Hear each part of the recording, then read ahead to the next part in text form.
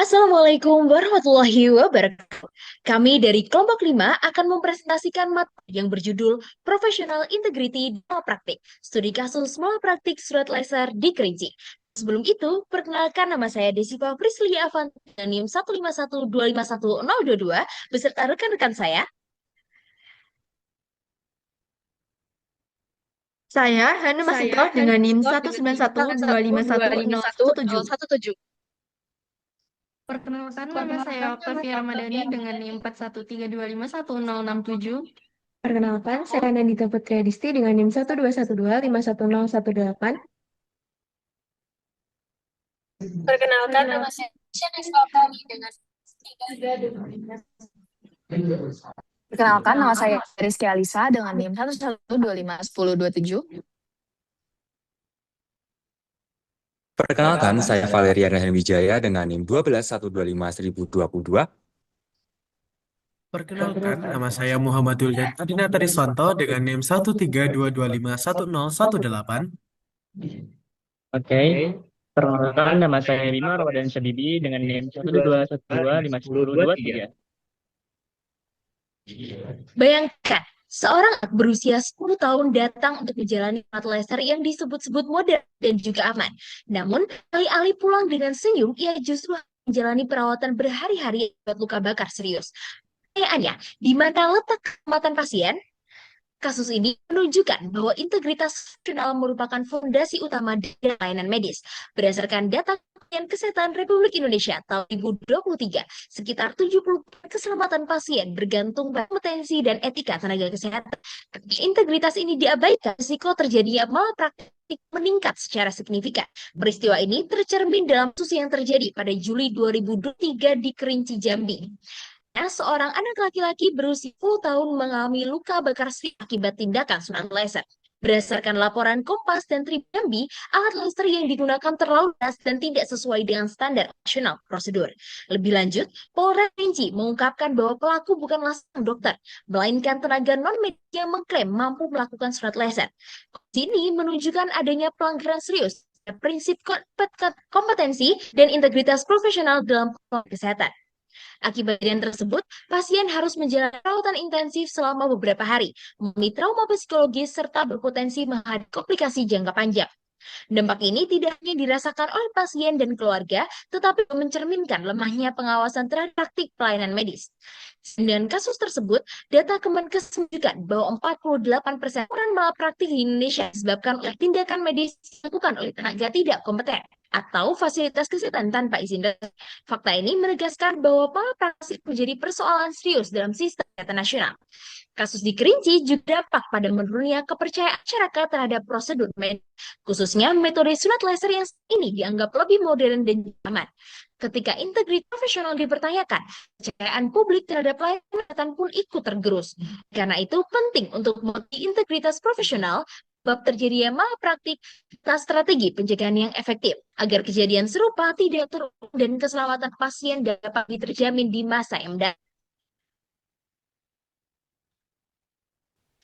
Selanjutnya, rubrik masalah terdiri atas 3 poin, yakni yang pertama, apa masalah utama yang muncul dalam kasus malapraktik ini? Kemudian yang kedua, apakah tindakan medis tersebut termasuk malapraktik menurut etika medis dan hukum? Lalu bagaimana integritas profesional tenaga medis mengaruhi kualitas pelayanan dan juga risiko malapraktik?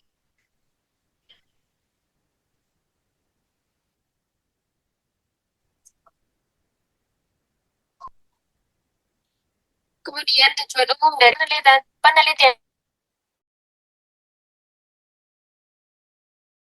atau bisa disebutkan dengan pada laser di Jambi. Identifikasi STG dan juga informasi hukum yang terkait dengan tindakan tersebut. Kemudian untuk tujuan fungsinya dan poin yang pertama adalah deskripsikan kriminalitas dugaan. Kemudian analisis dan aplikasinya dan validasi prosedur saat identifikasi kajian studi kita etika profesional yang terkait dengan kasus dan juga memperbaiki kombinasi pencegahan agar kasus seperti serupa dengan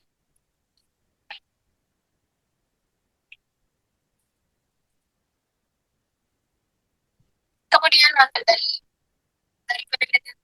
penelitian ini untuk memberikan dan bentuk pelatihan dan prosedur sisi mengenai kejelasan khususnya pada kasus yang terjadi di Kerinci, dan itu juga menjadi evaluasi bagi tenaga kesehatan agar lebih mengatur secara profesional prosedur dan tindakan medis, dan juga yang terakhir adalah guna bagi masyarakat mengenai pentingnya ahli fasilitas kesehatan, medicine, dan juga tenaga medis melalui COVID.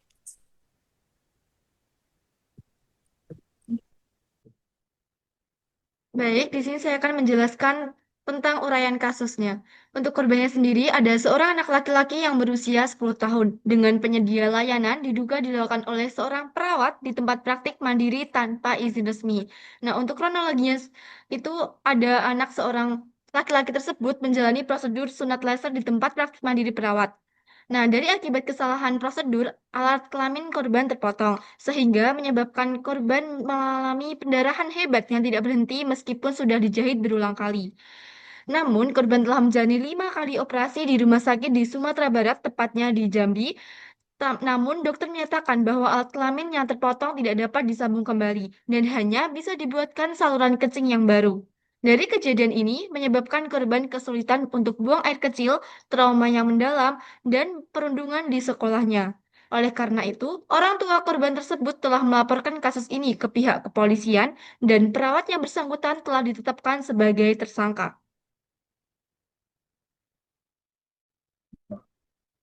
Sebelumnya kita sudah mendengarkan mengenai kasus seorang anak laki-laki berusia 10 tahun yang mengalami malpraktik. Nah, di sini kita mengetahui bahwa professional integrity oleh tenaga kesehatan sangatlah penting. Karena seorang tenaga kesehatan yang profesional dalam melakukan tindakan dan berintegritas akan meningkatkan 4 poin, yaitu etika dan moralitas, kompetensi dan standar, komitmen terhadap pasien, transparansi dan akuntabilitas oleh fasilitas kesehatan. Hal ini akan meminimalisir terjadinya malpraktik di tenaga kesehatan. Lalu, selanjutnya meningkatkan keselamatan dan kepercayaan publik.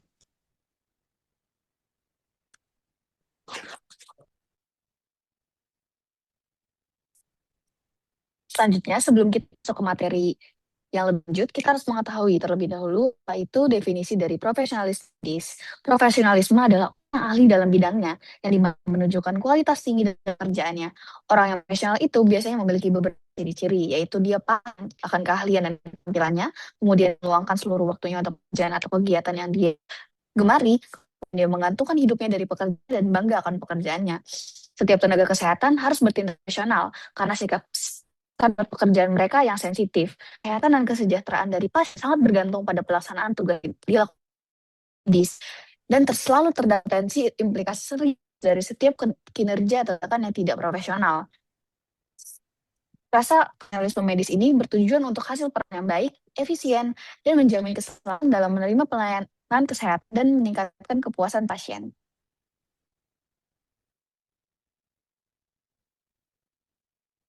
Tenaga medis yang tidak memiliki professional integrity akan menimbulkan malpraktik. Apa itu malpraktik? Malpraktik adalah kegagalan tenaga kesehatan untuk mematuhi standar perawatan untuk perawatan kondisi pasien atau kurangnya keterampilan atau kelalaian dalam memberikan perawatan kepada pasien, yang merupakan penyebab langsung cedera pada pasien.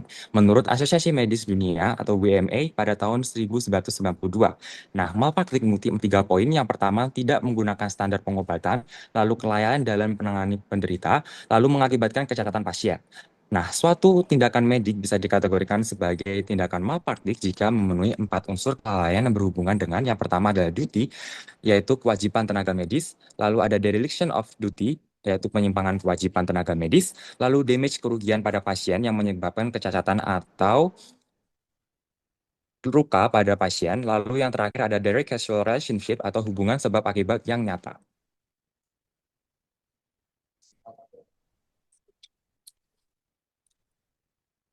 Ya, profesionalisme tentunya berhubungan dengan malpraktik, di mana profesionalisme yang rendah yang dimiliki oleh kesehatan dapat menyebabkan peluang malpraktik yang meningkat.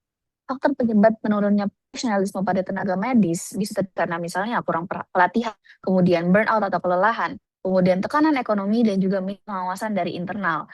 Jadi, integritas kuat pada tenaga kesehatan terhadap pekerjaannya mengakibatkan pelayanan yang aman, kebutuhan sembuhan pasien yang tercukupi, dan juga risiko malpraktik yang menurun. Selanjutnya, kita akan mengetahui lebih lanjut terkait detail dan pembahasan oleh kejadian tersebut. Korban dari kejadian ini merupakan seorang anak berusia 10 tahun dengan inisial BAI yang merupakan warga Sangir, Kayu Aro, Kerinci, Provinsi Jambi. Kejadian ini terjadi pada hari Sabtu pada tanggal 19 Oktober tahun 2024. Prosedur yang dilibatkan pada kasus kali ini yakni prosedur sirkumsisi atau prosedur sunat menggunakan metode sunat laser. Terduga pelaku merupakan seorang perawat di klinik setempat dengan inisial YN yang merupakan seorang perawat yang juga sekaligus teman dari ibu korban tersebut. Proses kesalahan awal dimulai dari setelah bius tunggal yang dilakukan oleh pihak perawat. Selanjutnya, alat sunat laser langsung menyentuh dan memotong bagian kelamin korban yang menyebabkan perdarahan aktif pada alat kelamin korban. Lalu, perawat YN melakukan 2 kali penjahitan, namun perdarahan tidak kunjung berhenti. Pernyataan awal perawat, ia hanya berujar bahwasanya ini masih ada ya saluran kencingnya dan langsung membolehkan pihak keluarga untuk pulang membawa korban tersebut. Setelah kurang lebih 15 menit setelah pemulangan, perawat kemudian menelpon ibu korban untuk kembali ke perawat tersebut. Setelah itu, perawat tersebut mengakui bahwasanya ia melakukan kekhilafan atau kurang fokus dan mengklaim bahwasanya kepala kelaminnya terluka sedikit. Namun, fakta tersebut bertolak belakang dengan bukti fisik yang diberikan oleh perawat, yakni menyerahkan potongan organ kelamin yang dibalut kain kasa, dan juga perawat tersebut memberikan kompensasi sejumlah uang untuk merujuknya ke fasilitas kesehatan selanjutnya. Lalu, untuk penanganan medis yang dilakukan, yakni pada pukul 17.00, korban dilarikan ke RS Moro-Labuh, Sumatera Barat dalam kondisi perdarahan aktif. Karena kompleksitas dan kesulitan dari kasus tersebut, korban berkali-kali dirujuk berturut-turut dari RS1 ke RS lainnya, dari RS Moro-Labuh ke RS Siti Rahmah Padang, dan yang terakhir ke RS M. Jamil Padang. Tindakan yang dilakukan di RS tersebut, di RSM Jamil, yakni yang pertama menghentikan pendarahan dan memasang kateter. Yang kedua, yakni melakukan operasi perbaikan saluran kencing. Namun sayangnya, korban harus menjalani total 5 kali operasi karena saluran kencing cenderung kembali tertutup setelah dilakukan proses operasi. Dampak kasus dan solusi medis yang diberikan. Nampaknya tentu ketidakmampuan buang air kecil normal dan rasa sakit saat berkemih atau buang air kecil. Solusi jangka panjang yang ditawarkan oleh salah satu dokter yang merupakan rekomendasi dari salah satu keluarga korban, yakni diperlukan prosedur pembuatan alat kelamin baru atau rekonstruksi yang naasnya hanya dapat dilakukan saat korban berusia minimal 16 tahun dengan rentang usia hingga 22 tahun. Sayangnya, korban pada saat itu masih berusia 10 tahun dan belum dapat dilakukan proses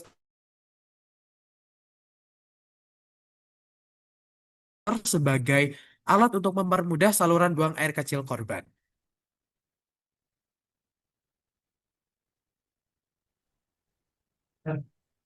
Nah, selanjutnya kita akan membahas pelanggaran hukum dan etika yang terjadi pada kasus sunat laser di Kerinci. Yang pertama, menurut Undang-Undang Nomor 29 Tahun 2004 tentang Praktek Kedokteran. Berdasarkan undang-undang ini, setiap tindakan medis harus dilakukan sesuai dengan kompetensi dan juga standar profesi. Dalam kasus ini, prosedur sunat laser menimbulkan komplikasi yang cukup serius yang menunjukkan bahwa tindakan tersebut tidak sesuai dengan standar dan juga SOP medis. Lalu yang kedua, Undang-Undang Nomor 36 Tahun 2014 tentang Tenaga Kesehatan. Undang-Undang Tenaga Kesehatan menyebutkan bahwa tenaga kesehatan tidak boleh melakukan tindakan yang di luar kewenangan profesinya. Namun, di kasus ini, perawat melakukan prosedur invasif yang berisiko tinggi, menimbulkan kerugian yang cukup serius bagi pasien.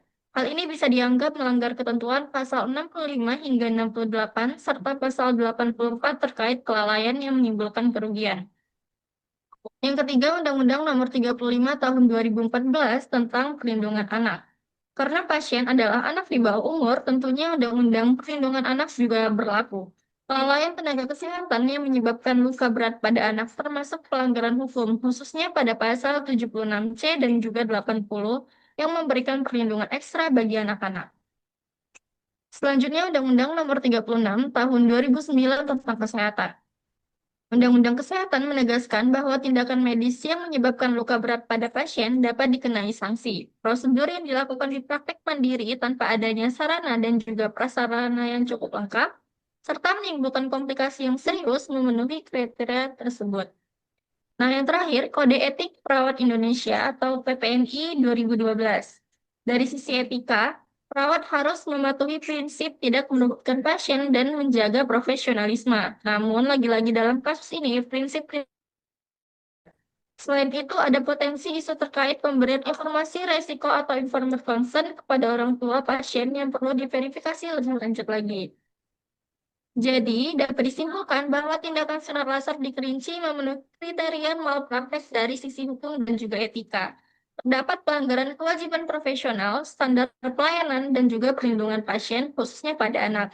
Kasus ini menegaskan pentingnya kompetensi, SOP, dan juga pengawasan dalam praktik medis, serta kepatuhan terhadap hukum dan etika profesi.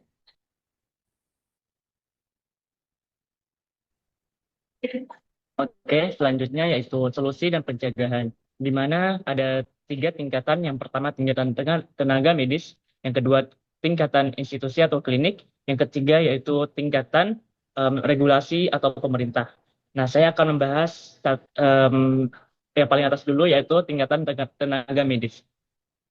Di sini harus tenaga medis harus memiliki 4 poin yang harus dilakukan agar tidak adanya malpraktik. Yang pertama yaitu wajib sertifikasi dan pelatihan berkelanjutan, di mana setiap operator tindakan sunat, terutama sunat laser, harus memiliki sertifikasi resmi dan juga memiliki pelatihan rutin terkait teknik, keselamatan, serta manajemen komplikasi. Yang kedua, yaitu kepatuhan ketat pada SOP. Tenaga medis wajib mengikuti prosedur standar, termasuk pengecekan alat, sterilisasi, evaluasi kondisi pasien, serta penilaian indikasi dan kontraindikasi. Yang ketiga, yaitu informed consent, di mana orang tua harus menerima penjelasan lengkap proses dan juga alternatif, di mana dokumen persetujuan harus ditandatangani dan dijelaskan dengan bahasa yang mudah dipahami oleh tenaga kesehatan. Yang keempat yaitu rujukan cepat dan jika terjadi komplikasi. Nah, di mana tenaga medis harus memiliki alur rujukan jelas ke fasilitas yang lebih lengkap,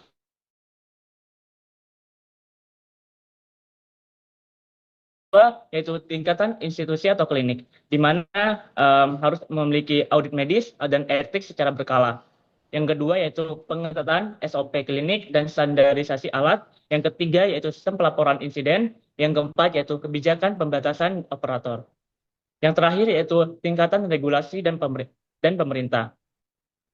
Yang pertama yaitu penertiban klinik ilegal dan praktik tanpa izin, di mana Kemenkes dan Dinkes perlu memperketat razia klinik, estetika, atau medis ilegal yang sering menawarkan layanan surat tanpa izin. Yang kedua yaitu pengawasan alat laser. Yang ketiga yaitu penegakan hukum yang tegas. Dan yang keempat yaitu kampanye edukasi publik. Masyarakat perlu diberikan edukasi mengenai yang pertama yaitu cara memilih klinik sunat yang aman. Yang kedua yaitu mengenali tanda komplikasi. Dan yang terakhir yaitu hak pasien jika terjadi malpraktik. Baik, bagian terakhir adalah kesimpulan dari kasus ini. Jadi, kasus malpraktik sunat laser yang terjadi di daerah Kerinci ini mengingatkan kita bahwa praktik medis tidak hanya soal keahlian teknis, tetapi juga tentang integritas.